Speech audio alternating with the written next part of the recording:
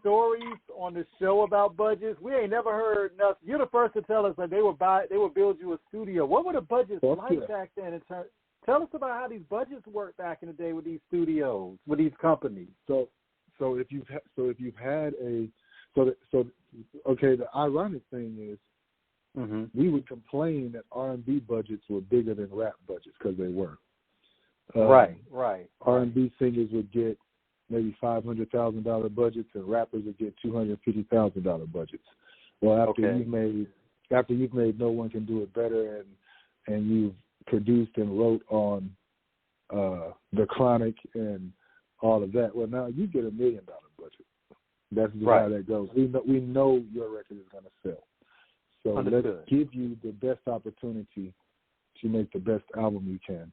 And when we decided to do this album, I think I was only supposed to do 1 or 2 songs. I wasn't supposed to do the whole album. I didn't know that till I got to Atlanta. And then Doc was like, we sat down and talked after we did a few songs. He was like, I want you to do the whole album. I was going to get so-and-so to do something, so-and-so to do something, but they're not you. And I was like, and his words are always, you the closest thing to Dre as anybody. I'm like, I'm not close to Dre. I'm me. And, I'll get on his ass too. So we made the deal. We started working. And when we first went in the studio, so just in case y'all wondered if he had any kind of hang-ups about his voice or doubts about his voice, he did not. He had the only issue that he had about his voice was thinking that it sounded too thin, and he wanted to double it all the time. And I talked him out of doing that. I told him, this album has to be all you. It can't be you can't be using 2 tracks as a crutch, to try and make yourself sound stronger, because you're not going to be able to do that live. When we do our interviews, you're not going to sound like this dude on his record if you are doing all these tricky things. So I said, you rap, I'll control the volume of your voice. You rap, I'll control where your voice sits in the mix. And you'll be loud enough with just 1 track. Now, a couple of them, I think we did a couple of those before I told him I didn't like it. So I kept them because he liked it. But when we started working on the album, D.O.C. was nowhere to be found. And I know y'all know about this documentary that's coming out, and he talks about that in the documentary.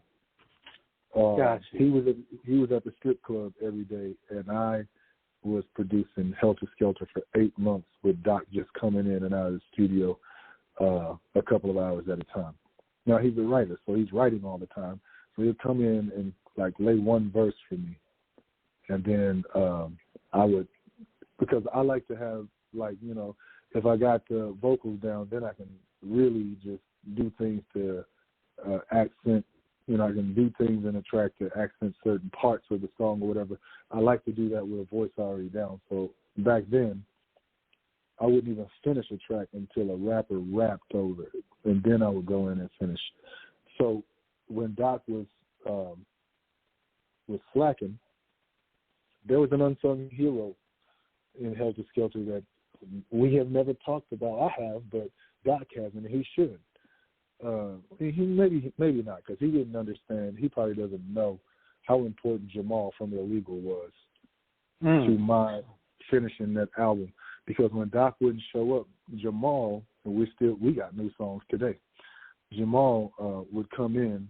He was only a 16-year-old kid, man, but he would come in there and freestyle 3/16s for me over every single track that I was doing for Doc. So that's how he got on For My Dogs. That's how he got on 45 Automatic. Those were freestyles. He didn't write any of that. Those were freestyles that he did before Doc even heard the tracks. And Doc built his songs around Jamal's vocals. Well, Jamal was on the hook on 45 Automatic. He didn't rap. He rapped over it, and then Doc wanted me to keep his vocal on the hook part. But I think Jamal rapped on a couple of other songs. But I know he a song called Welcome to the New World on Helter Skelter, and Doc, to his credit, came to Jamal and to me. He told Jamal, write me a verse, told me, write him a verse. So Doc didn't even write Welcome to the New World. Jamal wrote the first verse, I wrote the second verse.